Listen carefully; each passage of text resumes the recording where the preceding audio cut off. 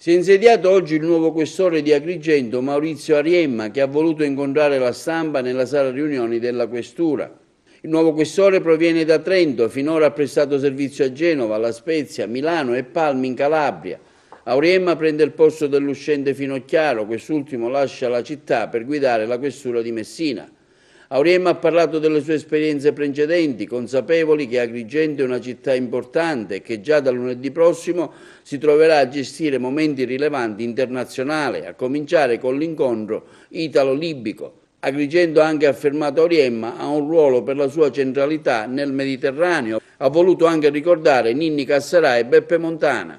Abbiamo una settimana importante che inizia già in questi momenti. Abbiamo la visita del Presidente della Repubblica per il premio Pirandello e abbiamo poi un vertice italo-libico altrettanto importante.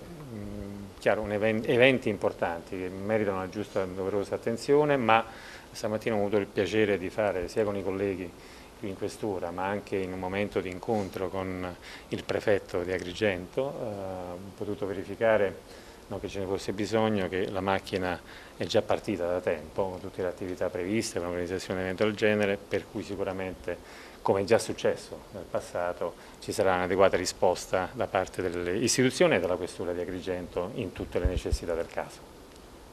È consapevole che Agrigento è una città importante anche da un punto di vista criminale, mafioso, insomma è una delle città che dettano i tempi nel panorama mafioso siciliano?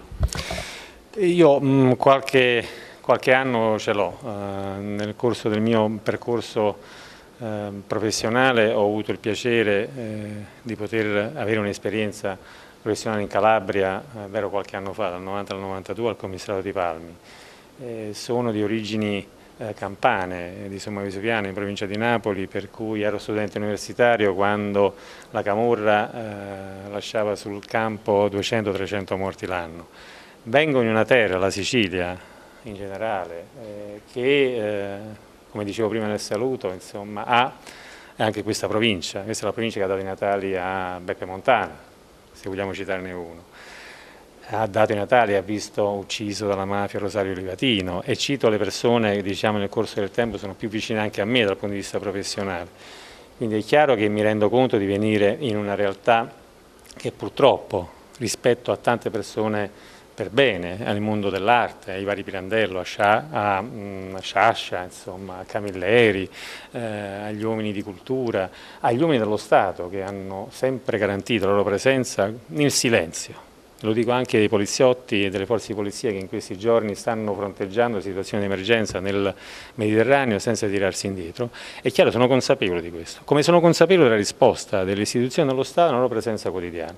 E in questo continuo, cito una cosa che ho letto in epoca non sospetta, dichiarata dal questore Mario Finocchiaro, al quale colgo l'occasione per mandare il mio saluto affettuoso per la nuova avventura che inizia a Messina, che molto probabilmente sul territorio quelle che possono essere le presenze, anche delle varie associazioni, il volontariato, perché possa tutto diventare sistema nel rispetto della legalità, sicuramente è qualcosa che è iniziato e molto probabilmente dobbiamo continuare, e anche attraverso di voi è lo strumento per poter mandare questo messaggio di serenità, di fiducia in un futuro che sicuramente sarà migliore per i nostri figli e per quelli che verranno dopo di noi.